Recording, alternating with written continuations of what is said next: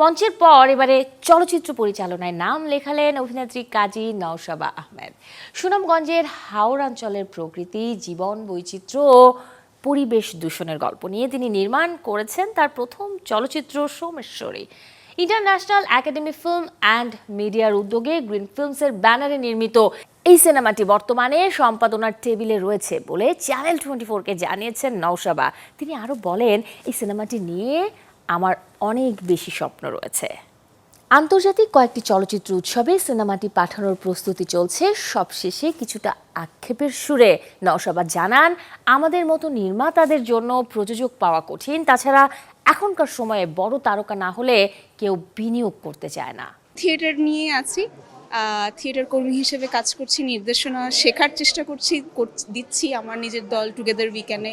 আরশিনগরের সাথে সিদ্ধার্থে কাজ করছি, তীরন্দাজের সাথে কণ্ঠনালী সূর্য করেছি, একটা সাহস নিয়ে একটা সিনেমা ডিরেকশনও দিয়ে ফেলেছি, যেটা গ্রিন ফিল্মসের আন্ডারে। সেটা আমি একা দেইনি, সম্মিলিতভাবে দিয়েছি, যেটা নাম হচ্ছে সোমেশ্বরী। সেটা এডিটিং টেবিলে আছে, এখন একটা স্ক্রিপ্টিংয়ের কাজ চলছে।